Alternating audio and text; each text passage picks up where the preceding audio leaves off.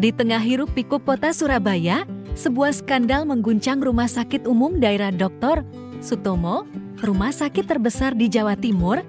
Bisikan tentang seorang perawat muda bernama Sari, yang diduga terlibat dalam hubungan terlarang dengan dokter kepala divisi bedah, Dr. Bima, menyebar bagai api di jagat maya.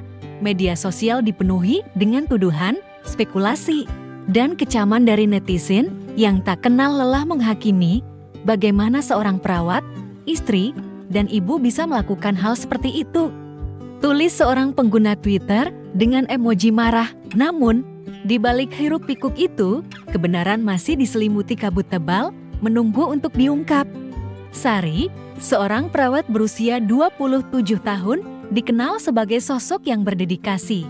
Wajahnya yang ramah dan tangan lembutnya sering menjadi penutup luka bagi pasien di ruang gawat darurat.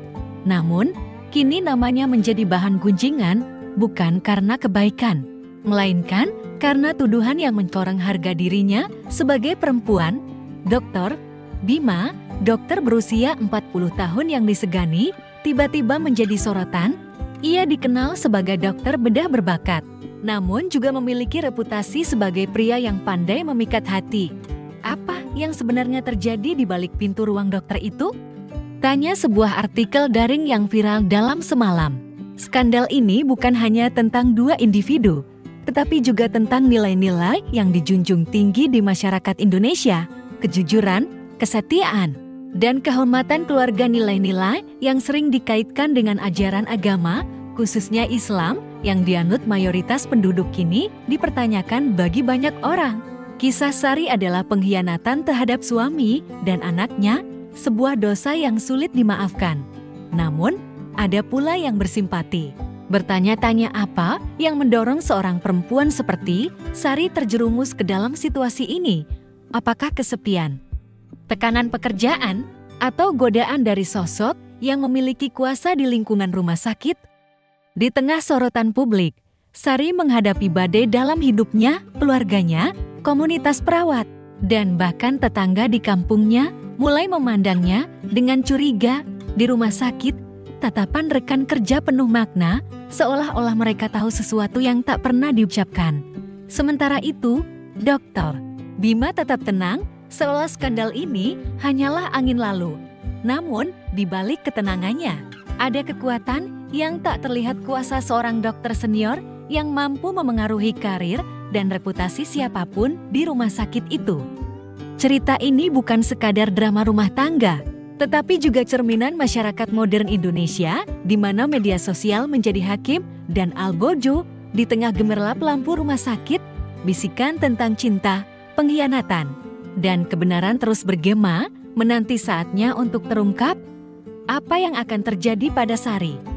Akankah ia mampu menghadapi badai ini, atau akan tenggelam dalam gelombang penilaian masyarakat? Hanya waktu yang akan menjawab. Di sebuah sudut kota Surabaya yang ramai, di mana lampu-lampu neon rumah sakit menyala sepanjang malam, Sari menjalani hari-harinya dengan ritme yang melelahkan. Skandal yang kini mengguncang namanya masih terasa seperti mimpi buruk yang belum usai. Namun untuk memahami bagaimana semua ini bermula, kita harus melangkah mundur ke kehidupan sehari-hari Sari sebelum bisikan tentang pengkhianatan menyebar. Wanita berusia 27 tahun ini adalah perawat di Rumah Sakit Umum Daerah Dr. Sutomo, sebuah tempat yang menjadi saksi bisu dari perjuangan, harapan, dan kadang-kadang keputusasaan.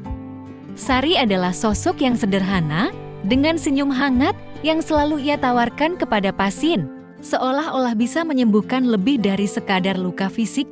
Rambutnya yang selalu diikat rapi di bawah jilbab biru muda seragam perawat menjadi ciri khasnya di koridor rumah sakit. Ia menikah dengan Dedi, seorang insinyur sipil berusia 30 tahun yang bekerja di proyek-proyek konstruksi di luar kota. Pernikahan mereka yang sudah berjalan 5 tahun, dianugerahi seorang putri kecil bernama Aisyah yang kini berusia 3 tahun. Aisyah dengan mata bulat dan tawa renyahnya adalah cahaya dalam hidup Sari, namun juga pengingat akan tanggung jawab besar yang dipikulnya sebagai ibu. Kehidupan keluarga mereka tidaklah mudah. Dedi sering berada di luar kota Kadang-kadang selama berminggu-minggu, meninggalkan Sari untuk mengurus Aisyah sendirian.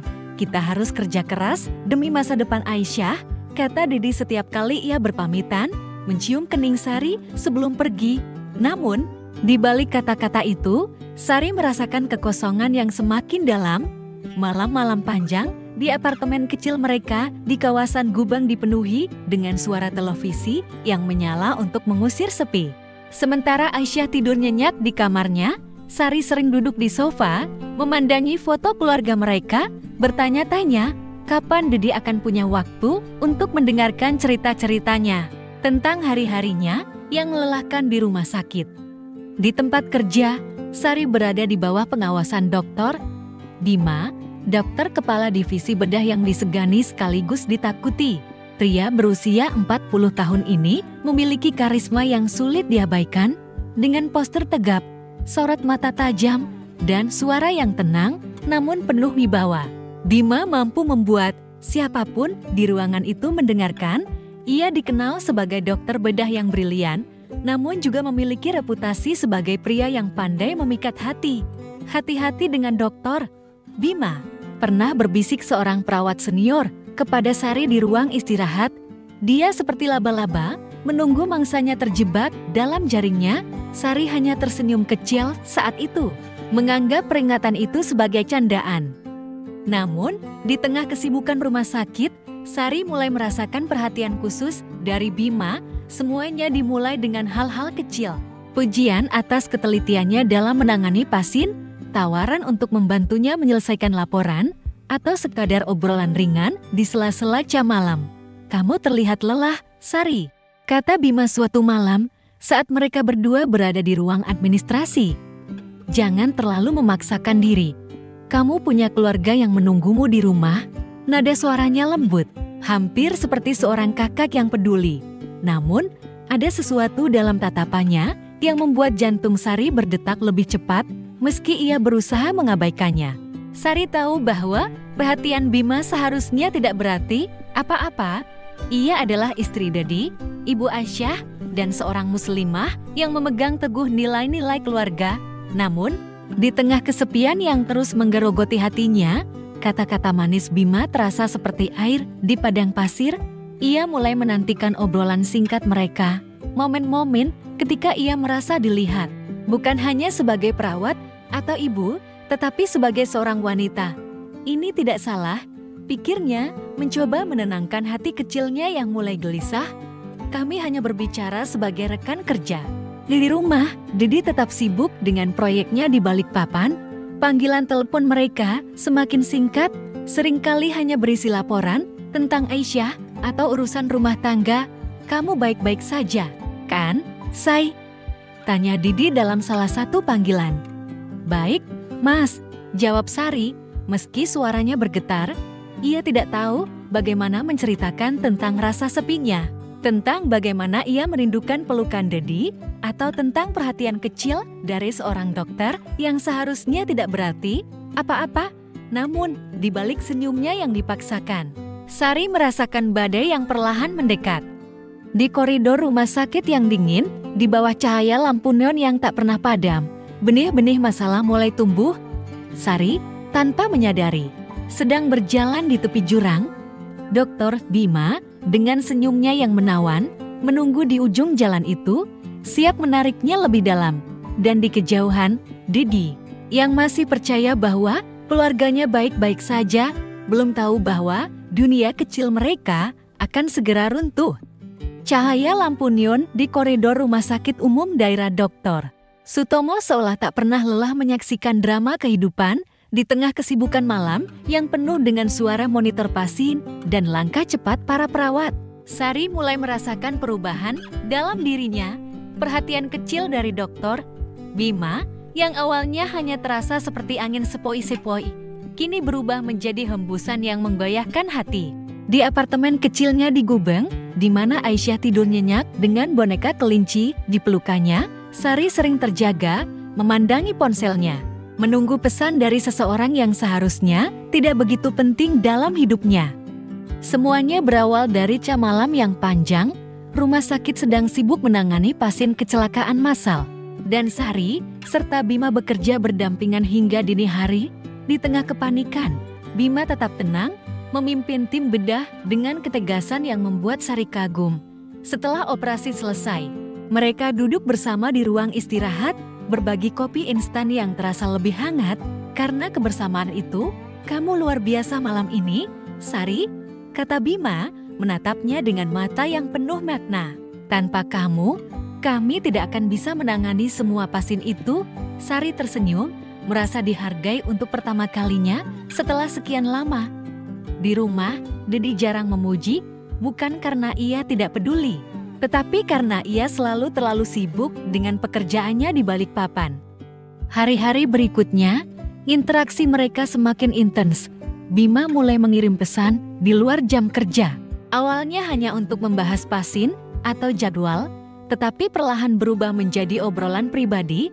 Bagaimana kabarmu hari ini? Arisya baik-baik saja, tanya Bima melalui WhatsApp suatu malam. Sari, yang sedang duduk sendirian di sofa, merasa jantungnya berdegup kencang. Ia tahu ini salah, tetapi ada sesuatu dalam perhatian Bima yang membuatnya merasa hidup kembali. Aisyah baik, dok. Terima kasih sudah bertanya, balasnya. Jari-jarinya gemetar saat mengetik. Hati kecilnya berbisik, mengingatkan tentang Dedi, tentang janji pernikahan mereka, tentang nilai-nilai yang ia pegang sebagai seorang muslimah. Namun, kesepian yang telah lama menggerogoti hatinya lebih kuat dari suara itu. Seiring waktu, batas antara profesionalisme dan perasaan pribadi semakin kabur. Suatu malam, saat mereka bersama-sama mengecek laporan pasien di ruang administrasi, Bima memegang tangan Sari untuk sesaat, seolah ingin menghibur. Kamu terlihat lelah, Sari, jangan terlalu keras pada dirimu sendiri, katanya lembut. Sari menarik tangannya dengan cepat, wajahnya memanas. Saya baik-baik saja, dok, jawabnya, suaranya bergetar. Namun, di dalam hatinya, ia merasa terombang-ambing antara rasa bersalah dan keinginan untuk merasakan kehangatan itu lagi. Ia tahu bahwa tindakan kecil itu telah melanggar batas, tetapi ia tidak bisa menahan diri untuk tidak memikirkan Bima. Di rumah, kehidupan Sari semakin terasa hampa. Panggilan dari Dedi semakin jarang, dan ketika mereka berbicara, percakapan mereka terasa mekanis. Mas, kapan pulang? Tanya Sari suatu malam. Suaranya penuh harap. Mungkin 2 minggu lagi, Say. Proyek ini sedang kacau, jawab Dedi, suaranya lelah. Sari hanya mengangguk, meski Dedi tidak bisa melihatnya. Ia ingin menceritakan tentang tekanan di rumah sakit, tentang rasa sepinya. Tetapi kata-kata itu tersekat di tenggorokan. Ia takut Dedi akan menganggapnya lemah, atau lebih buruk lagi, tidak memahami. Sementara itu, di rumah sakit, bisikan tentang Sari dan Bima mulai menyebar. Seorang perawat bernama Rina yang dikenal suka bergosip melihat pesan masuk di ponsel Sari saat mereka sedang makan siang bersama. Dokter Bima, ya? Wah, dekat banget kalian sekarang, canda Rina, tapi matanya penuh curiga. Sari tertawa gugup, mencoba mengalihkan pembicaraan, tetapi benih kecurigaan telah ditanam. Dalam hitungan hari, cerita tentang kedekatan Sari dan Bima menjadi buah bibir di ruang perawat. Dia istri orang, loh, kok berani-berani main api sama dokter senior? Bisik seorang perawat di ruang ganti. Sari mulai merasakan tatapan tajam dari rekan-rekannya, seolah-olah mereka menghakiminya tanpa bertanya.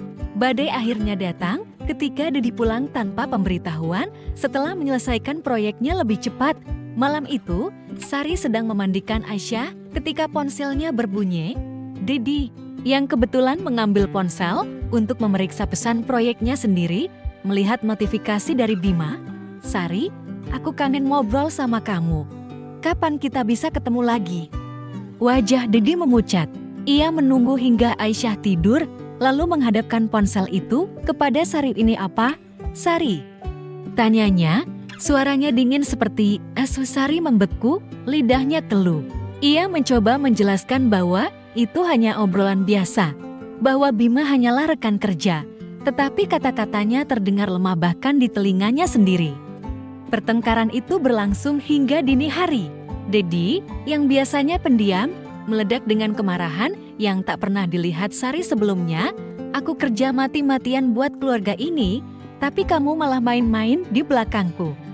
Teriaknya, matanya marah karena marah dan kecewa. Sari menangis, memohon maaf, tetapi kata-kata maaf terasa kosong di tengah luka yang telah ia ciptakan. Aku cuma kesepian, Mas, aku tidak bermaksud begini. Isaknya, tetapi Dedi hanya menggeleng, wajahnya penuh kekecewaan. Aisyah tidak pantas punya ibu yang seperti ini, katanya sebelum pergi ke kamar tamu, meninggalkan Sari dalam kesunyian yang lebih kelam dari sebelumnya. Pagi harinya, rumah sakit menjadi neraka kecil bagi Sari. Rina, yang ternyata telah menyebarkan tangkapan layar pesan Bima ke grup WhatsApp perawat, membuat skandal itu meledak ke perawat macam apa yang mengfrankois dengan dokter kepala. Tanya seorang dokter senior di ruang istirahat. Sari merasa dunia di sekitarnya runtuh. Ia tahu bahwa ini baru permulaan dan badai yang lebih besar sedang menanti. Di tengah tatapan menghakimi rekan-rekannya, ia hanya bisa berdoa agar Dedi mau mendengarkannya lagi. Namun, di lubuk hatinya, ia tahu bahwa kebenaran tentang hubungannya dengan Bima akan menghancurkan segalanya. Di bawah cahaya lampu rumah sakit yang dingin, Sari berdiri sendirian di koridor, memandangi ponselnya. Pesan dari Bima masih ada di sana, seperti pengingat akan kesalahan yang tak bisa ia hapus, dan di kejauhan, Dedi yang kini memandangnya dengan penuh kekecewaan, sedang memutuskan langkah berikutnya untuk menyelamatkan keluarganya, orang yang ia pikir ia kenal. Pagi di apartemen kecil Sari di kawasan Gubeng terasa lebih kelam dari biasanya. Cahaya matahari yang biasanya menyelinap melalui celah-celah tirai kini terasa dingin, seolah-olah ikut menghakimi. Setelah pertengkaran hebat semalam, Dedi tidak lagi berbicara dengan Sari. Ia duduk di meja makan, memandangi secangkir kopi yang sudah dingin, sementara Aisyah, yang tidak tahu apa yang sedang terjadi, bermain dengan boneka kelincinya di lantai. Sari berdiri di ambang pintu dapur, matanya sembab karena menangis sepanjang malam. Mas, tolong dengar aku dulu, katanya pelan, suaranya hampir pecah. Namun, Dedi hanya menggeleng, wajahnya keras seperti batu. Aku harus ke rumah sakit itu, ujarnya tiba-tiba, berdiri dan mengambil kunci motornya. Aku akan bicara dengan doktermu itu. Sari panik, jangan, Mas. Ini cuma salah paham. Aku akan selesaikan sendiri, pintanya mencoba menghalangi Dedi. Namun, Dedi menatapnya dengan mata yang penuh luka. Salah paham. Pesan itu bilang, dia kangen ngobrol sama kamu. Sari, apa yang harus aku pikirkan? Suaranya penuh kemarahan yang terkendali. Tetapi di balik itu, ada rasa sakit yang mendalam. Sebelum Sari bisa menjawab, Dedi sudah melangkah keluar, meninggalkan Aisyah yang mulai menangis karena merasakan ketegangan. Sari memeluk putrinya, berusaha menenangkan, tetapi air matanya sendiri jatuh tak terkendali. Ia tahu bahwa badai yang ia ciptakan kini akan menghantam lebih keras. Di Rumah Sakit Umum Daerah Dr. Sutomo, suasana pagi itu sibuk seperti biasa. Tetapi bagi Sari, setiap langkah menuju ruang perawat terasa seperti berjalan di atas bara. Tatapan rekan-rekannya yang kini tahu tentang skandal itu berkat tangkapan layar pesan Bima yang menyebar di grup WhatsApp membuatnya ingin menghilang. Rina, perawat yang memulai gosip itu, bahkan tidak berusaha menyembunyikan seringainya saat Sari lewat. Hati-hati, jangan sampai ketahuan lagi, bisiknya pada seorang perawat lain cukup keras agar Sari mendengar. Sari menundukkan kepala, berusaha fokus pada pekerjaannya, tetapi pikirannya dipenuhi kekhawatiran tentang apa yang akan dilakukan Dedi. Sementara itu, Dedi tiba di rumah sakit dengan wajah penuh tekad. Ia menuju resepsionis, meminta bertemu dengan dokter. Bima, saya suami Sari, katanya tegas, membuat petugas resepsionis memandangnya dengan rasa ingin tahu. Setelah menunggu di lobi selama 30 menit, Bima akhirnya muncul mengenakan jas putihnya yang rapi. Dengan senyum yang seolah-olah tidak ada yang salah. Ada apa, Pak Dedi? Saya dengar Anda ingin bertemu, katanya. Suaranya tenang, tetapi penuh wibawa. Dedi tidak membuang waktu, jauhi istri saya.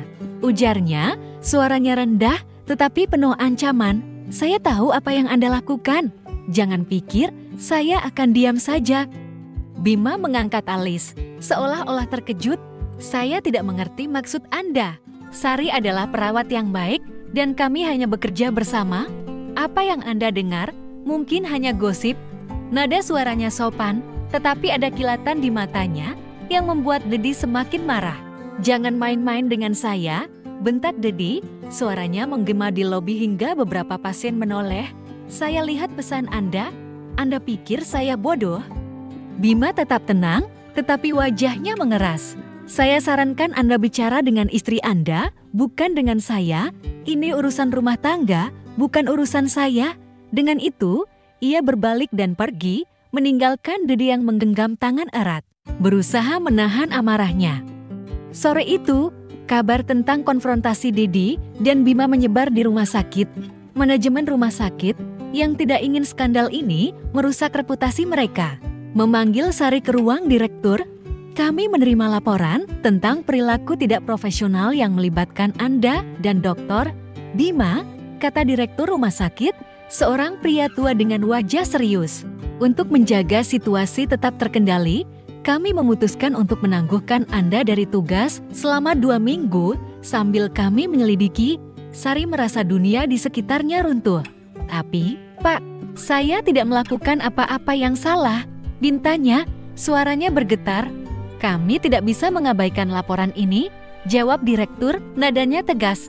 Pulanglah dan selesaikan masalah pribadi Anda. Malam itu, Sari pulang ke apartemen dengan hati yang hancur.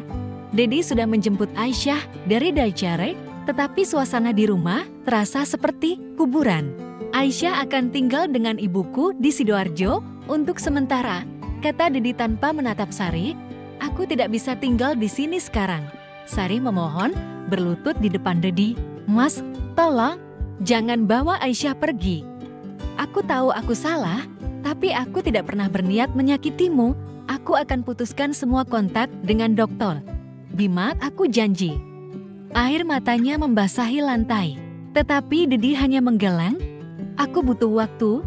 Sarip, aku tidak tahu apakah aku bisa memaafkanmu. Dengan itu, ia membawa Aisyah pergi, meninggalkan Sari sendirian di apartemen yang kini terasa lebih kosong dari sebelumnya. Hari-hari berikutnya adalah neraka bagi Sari. Ia memutuskan semua kontak dengan Bima, menghapus nomornya dari ponsel dan menghindari pesan apapun darinya. Namun, rasa bersalah terus menghantuinya.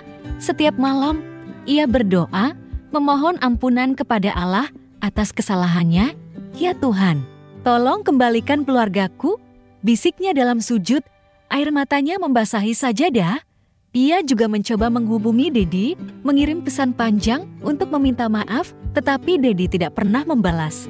Di Sidoarjo, ibu Dedi, seorang wanita tua yang tegas, menelpon Sari hanya untuk berkata, jaga sikapmu, Sari, jangan sampai kau hancurkan keluarga ini lebih jauh. Di tengah kesepian, Sari mulai merenungkan apa yang telah membawanya ke titik ini. Ia menyadari bahwa kesepiannya bukan alasan untuk melanggar batas, tetapi ia juga merasa terjebak dalam kuasa Bima, seorang pria yang tahu bagaimana memanfaatkan kerentanan orang lain. Ia mulai menulis di buku hariannya, mencurahkan semua rasa bersalah dan harapannya untuk memperbaiki segalanya. Aku akan lakukan apa saja demi Aisyah dan Dedi, tulisnya, meski ia tidak tahu dari mana harus memulai. Di rumah sakit, skandal itu masih menjadi topik hangat. Beberapa perawat mulai bersimpati pada Sari, terutama setelah mendengar tentang konfrontasi Dedi dan Bima. Dokter, Bima memang licin, kata seorang perawat senior bernama Ibu Wulan. Dia selalu tahu cara keluar dari masalah. Namun, simpati itu tidak cukup untuk menghentikan penilaian masyarakat. Di media sosial, akun anonim terus menyebarkan cerita tentang perawat penggoda yang menghancurkan keluarganya sendiri. Sari merasa seperti buronan, tidak hanya di rumah sakit, tetapi juga di mata dunia. Di tengah kegelapan itu, Sari bertekad untuk bangkit. Ia tahu bahwa memenangkan kembali kepercayaan Dedi tidak akan mudah, tetapi ia tidak akan menyerah. Namun, di balik tetatnya, ada ketakutan yang mengintai. Apa yang akan dilakukan Bima selanjutnya? Pria itu tidak terlihat seperti seseorang yang akan mundur begitu saja. Dan di Sidoarjo, Dedi, yang masih bergulat dengan luka hatinya, mulai mempertanyakan apakah keluarganya masih bisa diselamatkan. Hari-hari setelah Dedi membawa Aisyah ke Sidoarjo terasa seperti mimpi buruk yang tak kunjung usai bagi Sari. Apartemen kecil di Gubeng yang dulu penuh dengan tawa Aisyah, kini hanya dipenuhi kesunyian dan rasa bersalah yang menghantui. Setiap malam, Sari berdoa di atas sajadah, memohon kekuatan untuk memperbaiki kesalahannya. Ia mencoba menghubungi Dedi, mengirim pesan dan menelpon, tetapi semua usahanya hanya disambut dengan keheningan di rumah sakit. Statusnya sebagai perawat yang ditangguhkan membuatnya merasa seperti orang asing di tempat yang dulu menjadi bagian dari hidupnya. Namun, di tengah kegelapan itu, sebuah badai baru muncul, mengancam untuk menghancurkan sisa-sisa harapan yang masih ia pegang. Seminggu setelah konfrontasi di rumah sakit, Sari menerima pesan dari nomor yang sudah ia hapus dari ponselnya. "Dokter, Bima Sari, kita perlu bicara. Ini tentang Aisyah," tulisnya. Jantung Sari berdegup kencang, campuran antara ketakutan dan kemarahan. Ia ingin mengabaikan pesan itu, tetapi rasa ingin tahu dan ketakutan mendorongnya untuk membalas. "Apa maksudmu?" tanyanya singkat. Tak lama, Bima menelpon, suaranya tenang tetapi penuh keyakinan. "Aisyah mungkin anakku, Sari. Kita perlu melakukan tes DNA untuk memastikannya." Kata-kata itu seperti petir di siang bolong. Sari merasa dunia di sekitarnya berputar. "Kamu gila," katanya, suaranya bergetar. "Aisyah anakku dan Dedi. Jangan coba-coba mainkan permainan kotor ini." Namun, Bima tidak mundur. "Kamu tahu apa yang terjadi antara kita? Aku punya hak untuk tahu kebenaran," katanya sebelum memutuskan telepon. Sari duduk di lantai, memeluk lututnya. Air matanya mengalir tanpa suara. Pikirannya dipenuhi kenangan tentang malam-malam panjang di rumah sakit. Saat Bima begitu dekat, saat batas-batas profesionalisme mulai kabur. Ia selalu menyangkal bahwa hubungan mereka melangkah terlalu jauh. Tetapi kini, keraguan itu menghantamnya seperti ombak. Bagaimana jika dia benar? Pikirnya, meski hatinya menolak untuk mempercayainya. Ia tahu bahwa tuduhan Bima, benar atau tidak, akan menghancurkan keluarganya lebih jauh. Ia harus memberitahu Dedi. Tetapi bagaimana caranya? Dedi sudah tidak lagi mempercayainya dan tuduhan ini hanya akan memperdalam luka. Dengan tangan gemetar, Sari menelpon Dedi. Setelah beberapa kali nada sambung tanpa jawaban, akhirnya Dedi mengangkat. "Apalagi, Sari?" tanyanya, suaranya dingin. Sari menarik napas dalam, berusaha menahan isakannya. "Mas, Bima bilang Aisyah mungkin anaknya. Dia minta tes DNA, aku tidak tahu apa yang harus dilakukan." Ada keheningan panjang di ujung telepon, seolah-olah dunia berhenti berputar. "Kamu benar-benar menghancurkan segalanya," kata Dedi akhirnya, suaranya penuh kekecewaan. "Aku akan pulang ke Surabaya. Kita akan selesaikan ini." Telepon terputus, dan Sari merasa seperti kehilangan napas. Dedi kembali ke Surabaya keesokan harinya, wajahnya penuh kemarahan, tetapi juga kepedihan. Di apartemen, mereka duduk berhadapan. Aisyah bermain di kamar tanpa tahu bana yang sedang melanda orang tuanya. "Aku tidak peduli apa hasil tes itu," kata Dedi, suaranya bergetar. "Aisyah adalah anakku, titik. Tapi kita harus lakukan tes ini untuk menutup mulut dokter itu." Sari mengangguk, air matanya jatuh. "Aku minta maaf, Mas, aku tidak pernah ingin ini terjadi." Dedi tidak menjawab, tetapi matanya menunjukkan luka yang terlalu dalam untuk disembuhkan dengan kata-kata. Tes DNA dilakukan di laboratorium independen. Atas desakan Bima yang bahkan mengancam akan membawa masalah ini ke pengadilan jika Sari menolak. Selama menunggu hasil, Sari merasa seperti hidup dalam limbo. Ia tidak diizinkan kembali bekerja. Dan tatapan tetangga di kompleks apartemen membuatnya merasa seperti buronan. Di media sosial, Cerita tentang perawat penggoda terus menyebar. Dengan beberapa akun anonim bahkan menyebutkan nama lengkapnya. Perempuan seperti ini tidak pantas jadi ibu, tulis salah satu komentar di Twitter, membuat hati Sari semakin perih. Di tengah keputusasaan, Sari menemukan kekuatan dari sumber yang tak terduga. Ibu Wulan, perawat senior yang dulu memperingatkannya tentang Bima, datang ke apartemennya membawa makanan. "Sari, kamu tidak sendirian," katanya, memeluk Sari dengan hangat. "Aku tahu bagaimana Bima, dia pernah mencoba hal yang sama dengan perawat lain, tapi tidak ada yang berani bicara." Ibu Wulan menceritakan bahwa beberapa perawat lain di rumah sakit juga pernah merasa tidak nyaman dengan perhatian Bima, tetapi takut melapor karena posisinya sebagai dokter senior. "Kamu harus bicara, Sari, jangan biarkan dia lolos begitu saja," saran Ibu Wulan. Kata-kata itu menyalakan percikan di hati Sari. Ia mulai menulis di buku hariannya, mencurahkan semua yang telah terjadi, kesepiannya, godaan Bima, dan rasa bersalah yang menghantuinya. Tulisannya mengalir seperti air bah, penuh dengan emosi yang selama ini ia pendam. Suatu malam, dengan tangan gemetar, ia memutuskan untuk mengunggah ceritanya di sebuah grup Facebook komunitas perawat Indonesia. "Aku bukan perawat penggoda seperti yang kalian baca di media sosial," tulisnya. "Aku adalah seorang ibu yang melakukan kesalahan, tetapi juga korban dari seseorang yang menyalahgunakan kuasanya. Ini ceritaku." Unggahan itu menyebar seperti api dalam hitungan jam. Ratusan perawat, dokter, dan bahkan pasien yang pernah dirawat oleh Sari memberikan dukungan. Beberapa perawat lain mulai berbagi cerita serupa tentang Bima, mengungkapkan pola perilaku yang sama. Perhatian berlebihan, pesan pribadi, dan tekanan halus yang membuat mereka merasa terjebak. "Kami bersamamu, Sari," tulis seorang perawat dari Jakarta. "Jangan biarkan dokter itu menang." Komentar-komentar itu memberi Sari kekuatan, tetapi juga ketakutan baru. Akankah keberaniannya ini membawa konsekuensi yang lebih besar? Hasil tes DNA akhirnya tiba setelah 2 minggu yang terasa seperti abad. Dedi dan Sari duduk bersama di ruang tamu. Amplop putih dari laboratorium terletak di antara mereka seperti bom yang siap meledak. Dengan tangan gemetar, Dedi membuka amplop itu. Matanya membaca hasilnya, lalu mengucap, "Aisyah bukan anakku," katanya pelan, suaranya hampir tak terdengar. Sari menangis terseduh, memeluk Dedi. "Maafkan aku, Mas, aku tidak tahu bagaimana ini bisa terjadi." Dedi tidak menjawab, tetapi ia memeluk Sari kembali, seolah-olah mencoba mencari sisa-sisa keluarga yang mereka miliki. Bima, yang menerima salinan hasil tes, segera menghubungi Sari. "Sekarang kamu tahu kebenarannya," katanya dengan nada penuh kemenangan. "Aisyah anakku, dan aku punya hak atasnya." Sari merasa marah bercampur takut.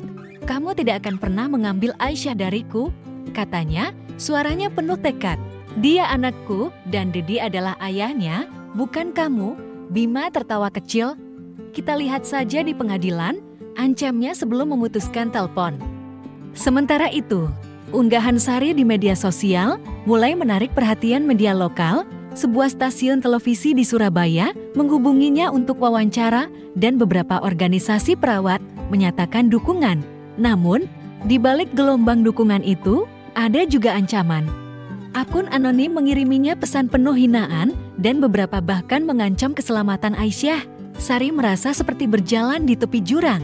Tetapi ia tahu bahwa ia tidak bisa mundur. Ia harus melawan, bukan hanya untuk dirinya sendiri, tetapi juga untuk Aisyah dan perawat lain yang pernah menjadi korban Bima. Di tengah badai ini, Dedi membuat keputusan yang mengejutkan Sari. "Aku akan tetap jadi ayah Aisyah, apapun hasil tes itu," katanya suatu malam, memegang tangan Sari. "Tapi kita harus hadapi pria itu bersama-sama." Air mata Sari jatuh, kali ini karena harapan.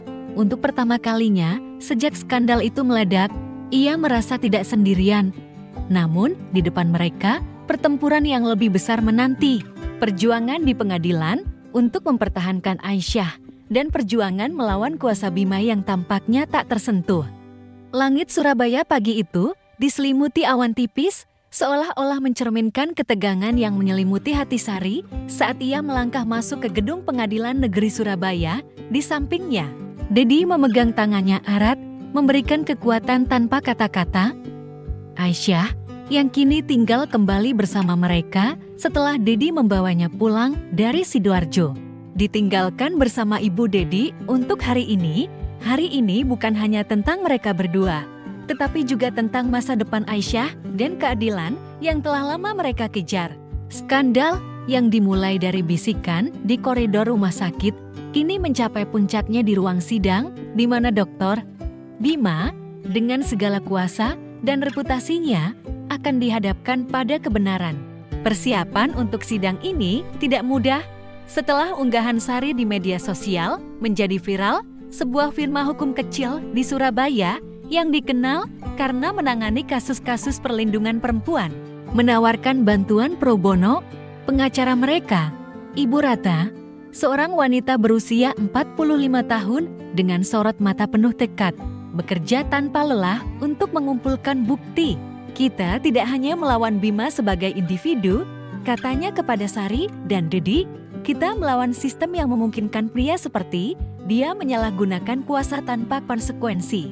Kata-kata itu memberi Sari harapan, meski ia tahu bahwa perjuangan ini akan menguras emosi dan tenaganya.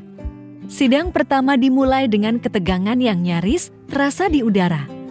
Bima mengenakan setelan rapi dan didampingi pengacara terkenal dari Jakarta, duduk dengan wajah tenang, seolah-olah yakin bahwa reputasinya sebagai dokter senior akan melindunginya. Di sisi lain, Sari dan Dedi duduk di barisan penggugat, dikelilingi oleh beberapa perawat dari Rumah Sakit Umum Daerah Dr. Sutomo yang datang untuk mendukung. Ibu Wulan, perawat senior yang pertama kali mendorong Sari untuk berbicara, tersenyum kecil dari barisan belakang, memberikan isyarat bahwa mereka bersama-sama dalam perjuangan ini. Pengacara Bima membuka sidang dengan argumen bahwa kasus ini hanyalah urusan pribadi yang tidak seharusnya dibawa ke pengadilan. Klien saya, Dr. Bima, adalah dokter terhormat yang telah menyelamatkan ribuan nyawa, katanya dengan nada penuh wibawa. Tuduhan ini adalah upaya untuk mencemarkan nama baiknya oleh seorang perawat yang tidak puas dengan karirnya. Kata-kata itu membuat Sari menundukkan kepala, merasa kembali seperti perawat penggoda yang digambarkan media sosial. Namun, Dedi memegang tangannya lebih erat, mengingatkannya untuk tetap kuat. Ibu Ratna, dengan ketenangan yang memukau, membalas argumen itu dengan fakta-fakta yang telah mereka kumpulkan. Ini bukan sekadar urusan pribadi, katanya, suaranya tegas. Ini tentang pola perilaku predator yang dilakukan oleh Dr. Bima terhadap perawat yang berada di bawah kuasanya. Ia memperkenalkan bukti pertama, tangkapan layar pesan-pesan Bima kepada Sari, yang menunjukkan nada yang jelas-jelas melampaui batas profesionalisme. Hakim, seorang wanita paruh baya dengan wajah serius, memandang bukti itu dengan cermat, sementara Bima mulai terlihat gelisah. Keberanian Sari untuk berbicara di media sosial ternyata menjadi kunci. Setelah unggahannya viral, 3 perawat lain dari rumah sakit yang sama melangkah maju untuk bersaksi. Salah satunya, seorang perawat muda bernama Fitri, menceritakan bagaimana Bima pernah mengirim pesan pribadi yang membuatnya tidak nyaman, tetapi ia terlalu takut untuk melapor karena khawatir kehilangan pekerjaan. Saya melihat apa yang terjadi pada Sari, dan saya tahu saya harus bicara, katanya di depan hakim. Suaranya bergetar, tetapi penuh tekad. Kesaksian Fitri diikuti oleh 2 perawat lain yang menceritakan pengalaman serupa. Ruang sidang dipenuhi keheningan saat mereka berbicara, seolah-olah kebenaran akhirnya menemukan suara. Bukti lain yang diajukan adalah laporan internal rumah sakit yang menunjukkan bahwa ada keluhan terhadap Bima di masa lalu, tetapi tidak pernah ditindaklanjuti karena posisinya yang kuat. Ibu Ratna juga menghadirkan psikolog yang menjelaskan dampak emosional dari laporan kuasa di tempat kerja, terutama pada perempuan seperti Sari yang berada dalam posisi rentan. Sari bukan pelaku, tetapi korban dari sistem yang gagal melindunginya, kata psikolog itu, membuat beberapa orang di ruang sidang mengangguk setuju. Sementara itu, media mulai meliput sidang ini dengan intens. Stasiun televisi lokal menyiarkan cuplikan dari luar pengadilan, di mana sekelompok perawat dan aktivis perempuan menggelar demonstrasi kecil dengan spanduk bertuliskan keadilan untuk Sari dan stop pelecehan di tempat kerja. Dukungan ini memberi Sari kekuatan, tetapi juga meningkatkan tekanan di media sosial meski masih ada komentar yang menghakiminya. Semakin banyak suara yang mendukungnya, Sari adalah pahlawan yang berani melawan dokter sombong, tulis seorang pengguna Twitter, membuat Sari tersenyum untuk pertama kalinya dalam beberapa minggu. Di sidang kedua, Bima dipanggil untuk bersaksi. Ia berusaha mempertahankan citranya sebagai dokter terhormat, mengklaim bahwa hubungannya dengan Sari adalah konsensual dan bahwa ia tidak pernah memaksa siapapun. Namun, ketika Ibu Ratna menekannya dengan pertanyaan tentang pesan-pesan yang dikirim ke perawat lain, Bima mulai tersandung dalam jawabannya. Saya hanya berusaha bersikap ramah, katanya. Tetapi nada suaranya tidak lagi meyakinkan. Hakim memandangnya dengan tatapan skeptis dan bahkan pengacaranya tampak kesulitan menyelamatkan situasi. Puncak sidang terjadi ketika Sari sendiri mengambil kesaksian. Dengan suara yang awalnya bergetar, ia menceritakan bagaimana kesepiannya sebagai istri dan ibu membawanya ke titik kerentanan. Dan bagaimana Bima memanfaatkan itu dengan perhatian yang tampak tulus tetapi sebenarnya manipulatif. Saya tahu saya melakukan kesalahan, katanya, air matanya mengalir. Tapi saya bukan satu-satunya yang salah. Dokter, Bima tahu saya rentan dan dia menggunakan kuasanya untuk menjebak saya. Ia menatap Dedi yang duduk di barisan depan dan berkata, saya cuma ingin keluarga saya kembali, saya cuma ingin Aisyah punya masa depan yang aman. Ruang sidang hening dan bahkan hakim tampak tersentuh. Setelah berminggu-minggu penuh ketegangan, hakim akhirnya mengeluarkan putusan. Berdasarkan bukti dan kesaksian yang diajukan, katanya dengan suara tegas, pengadilan memutuskan bahwa hak asuh Aisyah tetap berada pada Nyonya Sari dan Bapak Dedi sebagai orang tua yang telah membesarkannya dengan penuh kasih sayang. Ruang sidang meledak dalam sorak-sorai kecil dari para pendukung Sari.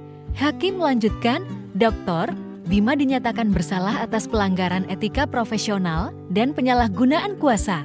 Lisensi medisnya ditangguhkan selama 2 tahun dan ia diwajibkan mengikuti pelatihan etika profesional. Sari menangis dalam pelukan Dedi, merasa beban berat di pundaknya akhirnya terangkat. Ibu Wulan dan perawat lain mendekat, memeluknya dengan penuh kehangatan. Kamu hebat, Sari, bisik Ibu Wulan.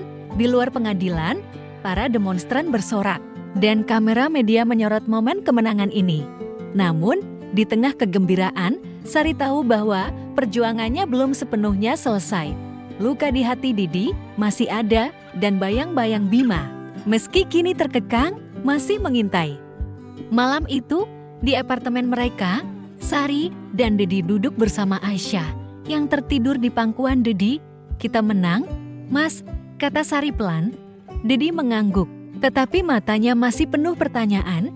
Kita menang di pengadilan, Sai, tapi kita masih punya banyak yang harus diperbaiki. Sari memegang tangannya, berjanji dalam hati untuk tidak pernah mengecewakannya lagi. Di luar jendela, lampu-lampu kota Surabaya berkelap-kelip, seolah-olah menandakan bahwa meski badai belum sepenuhnya berlalu, ada cahaya harapan di ujung jalan. Malam di apartemen kecil Sari dan Dedi di kawasan Gubeng kini terasa lebih hangat meski bayang-bayang masa lalu masih sesekali menyelinap. Setelah kemenangan di pengadilan, hidup mereka tidak langsung kembali seperti semula, tetapi ada secercah cahaya yang perlahan menerangi jalan mereka. Aisyah, yang kini berusia 3,5 tahun, kembali mengisi rumah dengan tawa renyahnya, bermain dengan boneka kelinci kesayangannya tanpa tahu badai yang telah dilalui orang tuanya di bawah lampu ruang tamu yang sederhana. Sari dan Dedi berusaha menyusun kembali puing-puing keluarga mereka, satu langkah pada satu waktu. Kemenangan di pengadilan membawa kelegaan, tetapi juga tantangan baru, lisensi medis doktor. Bima telah ditangguhkan dan namanya kini tercoreng di komunitas medis Surabaya. Namun, Sari masih dihantui ketakutan bahwa pria itu suatu hari akan kembali membawa ancaman baru. Dia tidak akan menyerah begitu saja. Mas, kata Sari suatu malam saat mereka duduk di sofa setelah Aisyah tidur. Dedi memegang tangannya, matanya penuh tekad. Kita sudah melalui yang terburuk, Say. Kalau dia kembali, kita akan hadapi bersama. Kata-kata itu memberi Sari kekuatan, meski ia tahu bahwa luka di hati Dedi belum sepenuhnya sembuh. Dedi, yang kini lebih sering berada di Surabaya setelah mengambil proyek lokal, berusaha menjadi suami dan ayah yang lebih hadir. Ia mulai membuka usaha kecil, sebuah bengkel konstruksi sederhana, untuk mengurangi waktu perjalanan. Aku ingin Aisyah punya ayah yang selalu ada, katanya kepada Sari, dan meski usahanya masih kecil, Sari melihat kilau harapan di matanya. Mereka juga mulai menghadiri konseling pernikahan, di mana mereka belajar untuk berbicara tentang luka dan harapan mereka. Aku tidak bilang ini mudah, kata Dedi dalam salah satu sesi. Tapi aku ingin kita coba, demi Aisyah, dan mungkin juga demi kita. Sari menangis mendengarnya, merasa bersyukur bahwa, meski rapuh, ikatan mereka masih ada. Sari sendiri menemukan tujuan baru dalam hidupnya. Setelah pengalamannya menjadi sorotan, ia diundang untuk berbicara di sebuah seminar nasional tentang etika di tempat kerja yang diselenggarakan oleh Asosiasi Perawat Indonesia di depan ratusan perawat dari seluruh negeri. Sari menceritakan kisahnya dengan jujur, tidak menyembunyikan kesalahannya, tetapi juga menekankan pentingnya melawan penyalahgunaan kuasa. Kita bukan hanya perawat, kita adalah manusia dengan martabat, katanya, suaranya penuh keyakinan. Sorak-sorai dari audiens membuat hatinya hangat, dan untuk pertama kalinya, ia merasa bahwa kesalahannya di masa lalu telah membawanya ke sesuatu yang lebih besar. Dari seminar itu, Sari terinspirasi untuk bergabung dengan komunitas dukungan bagi perawat yang mengalami pelecehan atau tekanan di tempat kerja. Bersama Ibu Wulan dan beberapa perawat lain dari Rumah Sakit Umum Daerah Dr.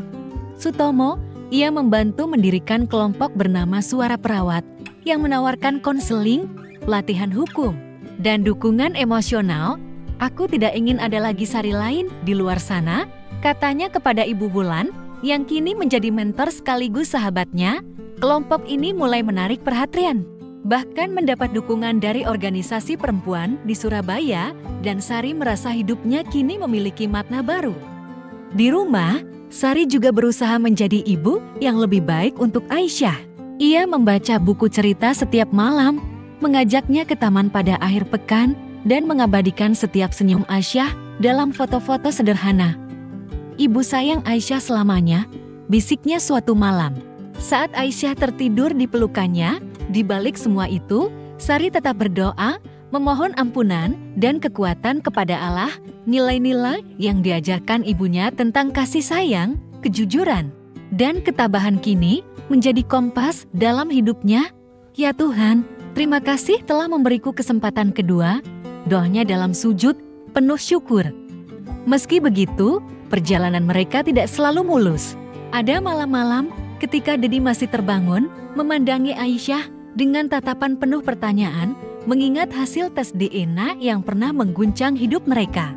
Sari tahu bahwa kepercayaan Dedi padanya masih rapuh, dan ia berjanji untuk membuktikan bahwa ia layak mendapatkannya kembali. Aku tidak akan pernah melupakannya, Say, kata Dedi suatu malam. Suaranya pelan, tapi aku memilih untuk tetap di sini karena aku masih percaya pada kita. Kata-kata itu adalah hadiah terbesar bagi Sari, lebih berharga dari kemenangan di pengadilan. Di luar apartemen, Surabaya terus berdenyut dengan kehidupan. Lampu-lampu kota berkelap-kelip, menyaksikan keluarga kecil ini bangkit dari abu. Komunitas perawat yang mendukung Sari tetap setia, sering mengunjungi apartemen dengan tawa dan cerita, mengisi rumah mereka dengan kehangatan. Media sosial yang dulu menjadi algojo, kini memuji Sari sebagai simbol keberanian. Dari perawat biasa menjadi pahlawan, tulis sebuah artikel daring, membuat Sari tersenyum kecil. Ia tidak merasa seperti pahlawan, hanya seorang ibu yang ingin melindungi keluarganya. Suatu sore, saat matahari tenggelam di ufuk Surabaya, Sari, Dedi, dan Aisyah duduk di taman dekat rumah. Aisyah berlari mengejar kupu-kupu, sementara Sari dan Dedi memandangnya dengan senyum. Kita akan baik-baik saja, Bukan, Mas. Tanya Sari, suaranya penuh harap. Didi mengangguk, memeluk pundaknya. Kita akan lebih dari baik-baik saja. Saing di kejauhan, angin membawa bisikan lembut. Seolah-olah lampu-lampu rumah sakit yang dulu menyaksikan kegelapan kini ikut merayakan cahaya baru dalam hidup mereka.